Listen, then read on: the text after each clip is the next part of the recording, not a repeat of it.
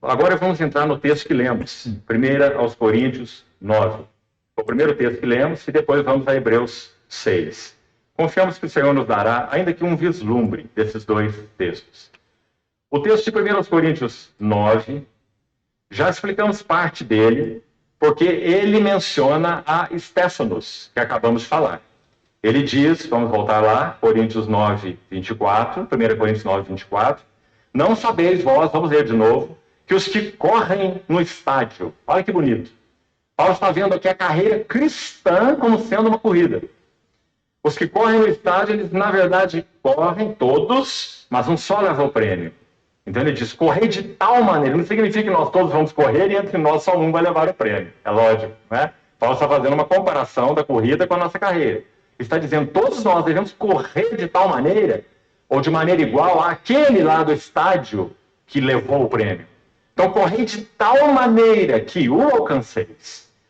Aí ele vai dizer, todo atleta, em tudo se domina. Aqui queria separar, então, algumas características desse texto. Vamos lá. Primeira, a nossa carreira cristã. Em tudo se domina. Todas as coisas me são lícitas, mas nem todas me convêm. Isso é se dominar. De novo, todas as coisas me são lícitas, mas nem todas edificam. Isso também é se dominar. Eu vou colocar meu coração naquilo que edifica. Terceiro, todas as coisas me são lícitas, mas eu não me deixarei dominar por nenhuma delas. E hoje de manhã foi falado sobre comida, vestimenta, bebida e muitos detalhes práticos, mas aí poderíamos acrescentar, não é? Coisas e coisas. Não me deixarei dominar por nenhuma delas. Isso é correr a carreira. E o mundo é sedutor ao ponto que as pessoas não querem largar esses afetos do mundo para ter a prevalência, o primeiro amor, o melhor amor de Cristo. Pois se nós colocarmos o melhor amor de Cristo no lugar dele, ou seja, o primeiro lugar, ele passa a ser o nosso cabeça de como nós devemos agir com os afetos do mundo. E aí sim, ele vai dizer o não para alguns desses afetos que não prosperam nele. Esse é o problema. Inclusive o anticristo, o inimigo, faz exatamente o contrário. Ele nos atrai, por isso que o mundo é atraente, com as coisas do mundo, para que a gente, ao viver essa carnalidade, tenha a prevalência do mundo, nos enraizando cada vez mais no mundo e deixando, em segundo lugar, se isso fosse possível, mas não é, como cristão é o primeiro lugar, mas o ímpio religioso ou nem pensa na vida espiritual ou não tem uma vida espiritual. Portanto, se quem não tem vida espiritual não tem Cristo. Porque a vida espiritual é em Cristo. Por isso que eu falo hoje, né, que eu convido as pessoas para tomar café, para falar em Cristo. Né? Não vou tomar café ou qualquer outro encontro para falar de coisas do mundo. Eu quero falar de Cristo. É uma vontade, é um amor. É o meu melhor amor. É lógico que as coisas do mundo, as coisas, elas são referenciadas ao cabeça. Por isso que eu falar de Cristo, como Cristo vê aquela coisa. Esse é o ponto. Depois ele diz, não sem meta. Vamos seguir, verso 25. Todo atleta em tudo se domina, aqueles para alcançar uma coroa corruptível, nós, porém, a incorruptível. Assim corro eu, também eu. Não sem meta.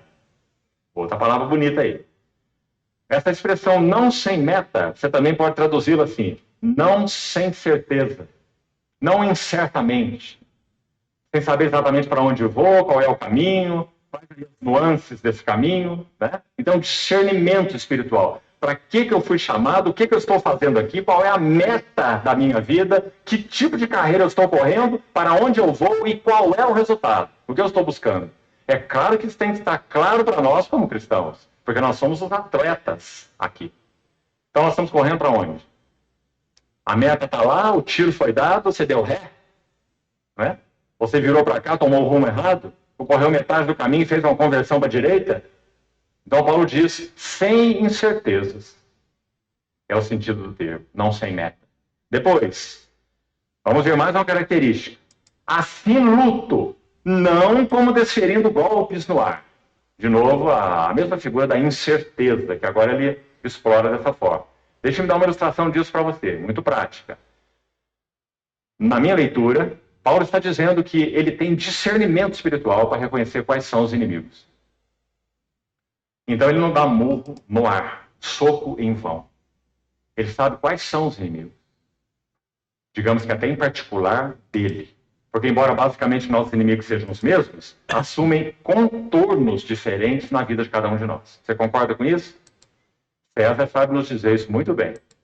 Os contornos que esses inimigos assumem.